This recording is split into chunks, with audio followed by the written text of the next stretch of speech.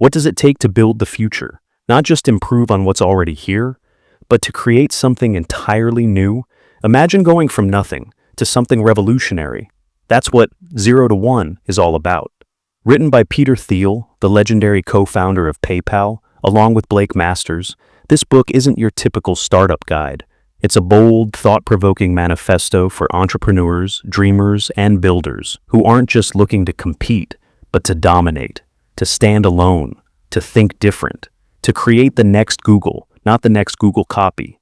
In this summary, we're diving deep into the ideas that have shaped some of the most powerful tech companies in the world. From the myths of competition to the secrets of monopoly, from the power of strong foundations to the art of selling what you build, we'll explore every game-changing insight this book has to offer. So, buckle up, because we're about to learn how to go from 0 to 1. Introduction. The challenge of the future. Peter Thiel, co-founder of PayPal and Palantir, delivers a provocative and unconventional view on startups, innovation, and the future. 0 to 1, written with Blake Masters, is based on a series of notes Masters took during Thiel's Stanford lectures. The book challenges standard startup dogma and proposes that instead of merely iterating on existing ideas, going from 1 to N, the most impactful entrepreneurs create something entirely new, going from 0 to 1. Vertical progress, true innovation, is far rarer and more valuable than horizontal progress, which involves replication and globalization of existing technology. Thiel insists that, despite the technological marvels around us, especially in the world of information technology, other sectors have stagnated. Energy, transportation, healthcare, and space travel have seen far fewer breakthroughs. This stagnation has societal consequences, and Thiel warns that we cannot assume the future will be better unless we actively work to make it so. This is the context in which entrepreneurs must think, what valuable company is nobody building? Chapter 1. The challenge of the future. The future is not automatic. It requires vision, hard work, and intelligent design. Thiel explores two models of progress: horizontal, globalization, and vertical, technology. Globalization spreads existing ideas and resources to new markets, but technological progress is about innovation. Vertical progress is harder, but much more impactful. He classifies countries as either copying others, China replicating the US industrial model, or innovating, Silicon Valley. He argues that progress stems from deliberate design rather than evolution or accident. The startup founder's task is to create the future by imagining and building something brand new. Chapter 2. Party. Like it's 1999. The dot-com crash of the early 2000s left a legacy that still influences startups today. Thiel critiques the four dogmas that emerged from the crash. 1. Make incremental progress. 2. Stay lean and flexible. 3. Improve on the competition. 4. Focus on product, not sales. He argues that these rules can be dangerously limiting. Great businesses require bold plans, clear visions, strategic thinking, and strong sales. Incrementalism is not enough to build billion-dollar companies. Instead, you must be contrarian and right. Identify truths that others overlook and act on them. Chapter 3. All happy companies are different. This chapter reinterprets the famous first line of Anna Karenina. All happy families are alike.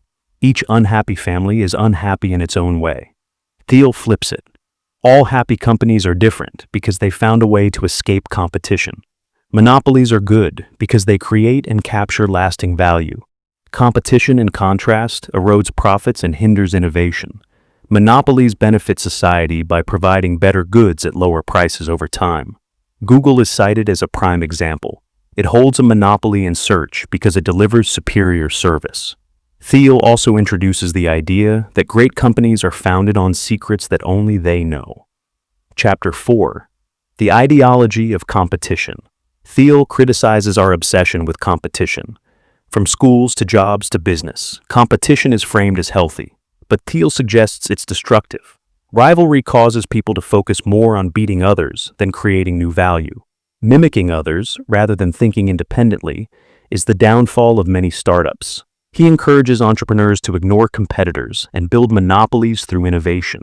The goal should not be to win in a competitive space, but to create a new space entirely.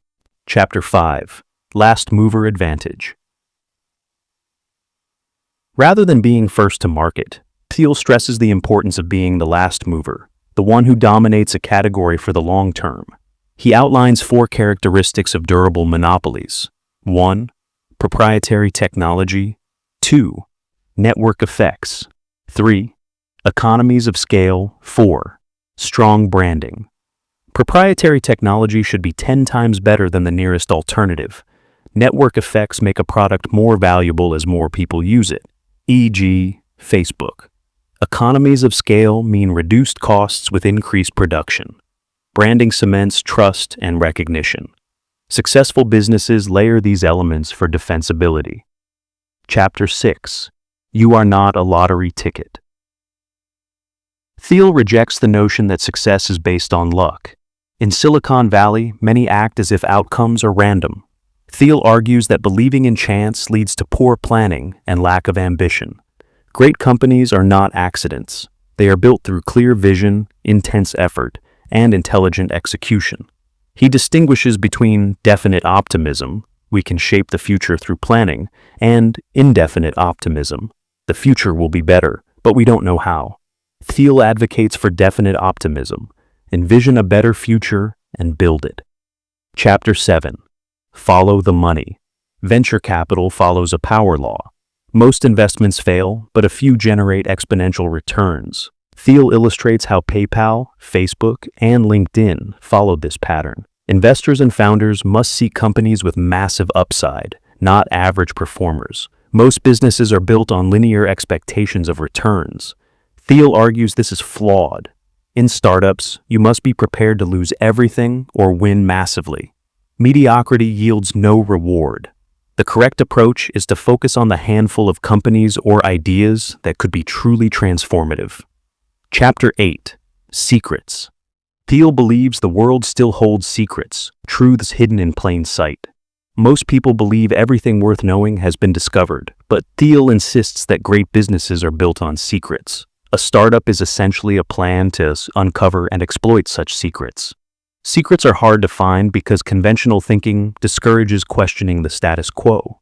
To discover secrets, you must ask, what is nobody else doing? What important truth do few people agree with you on? Secrets are also personal and cultural. What works in one region may not work in another. Recognizing this gives entrepreneurs an edge. Chapter 9. Foundations. The founding of a startup sets the tone for everything that follows. Thiel stresses the importance of choosing co-founders carefully. Relationships matter. Misalignment early on can destroy a startup later. He also emphasizes equity distribution, company structure, and early hiring decisions. Founders must retain control and create a mission-driven culture. Getting the foundation right is like setting the base of a pyramid. Everything else builds on top of it. Chapter 10. The Mechanics of Mafia. The PayPal Mafia, early PayPal team, is an example of how culture builds a company. The early team shared values, vision, and trust. Thiel believes startups should form tight-knit teams united by a shared mission. Company culture isn't about perks or ping-pong tables. It's about purpose. Every employee should feel they are on a mission. Recruiting should be highly selective, focusing not just on skills, but on alignment with company values. Chapter 11. If you build it, will they come? The myth that great products sell themselves is dangerous. Thiel dedicates this chapter to sales and distribution, the often neglected side of startups. A brilliant product will fail if nobody knows about it. Thiel breaks down sales into personal sales, sales through distribution, and viral marketing. He outlines different sales strategies depending on the business: complex sales, enterprise software, sales staff, mid-market, self-service, freemium, or SaaS. He insists that every founder must be a salesperson, whether convincing investors, customers, or employees. Chapter 12. Man and Machine. Contrary to doomsayers, Thiel believes technology augments human capability. Instead of fearing AI, we should focus on complementarity. Computers excel at data processing. Humans excel at creativity and judgment. The best systems combine both. For example, PayPal's fraud detection improved dramatically when humans reviewed alerts generated by algorithms. Future businesses should be designed around these symbiotic systems. Chapter 13. Seeing Green. Thiel uses the clean tech boom of the late 2000s as a cautionary tale. Despite enormous investment, most companies failed. Why? They lacked proprietary technology, entered crowded markets, failed in sales, and overpromised. A key lesson: even the noblest goals don't guarantee success. Great intentions must be backed by solid business fundamentals. Startups must solve real problems, have a strong distribution plan, and build defensible monopolies. Chapter 14. The Founder's Paradox. Great founders often appear extreme, eccentric, intense, and unconventional. Thiel notes that traits seen as flaws in normal society can be strengths in startups. Founders are both insiders and outsiders, uniquely suited to reshape industries. He compares founders to mythic figures: Steve Jobs, Elon Musk, and Mark Zuckerberg. These individuals possess vision, resilience, and an ability to rally others around their beliefs. Their importance cannot be overstated in the trajectory of a startup. Conclusion: stagnation or singularity. We face two futures: stagnation, where nothing improves, or singularity, where breakthroughs transform society. Thiel urges readers to choose the latter by choosing to build. To create something from nothing is the ultimate act of defiance against stagnation. 0 to 1 is a call to think boldly, build courageously, and embrace the difficult path of true innovation. Final lessons from 0 to 1. 1. Monopoly is good. Strive to be unique, not competitive. 2. Think for yourself. Independent thinking is a founder's superpower. 3. Build for the long term. Shortcuts don't lead to breakthroughs. 4. Sell as hard as you build. Distribution is just as critical as the product. 5. Seek secrets. Look where no one else is looking. 6. Start with strong foundations. Get the team, equity, and culture right from day one. 7. Be definite. Have a clear vision and execute it fearlessly. 8. Use technology to empower. Combine human judgment with computational power. 9.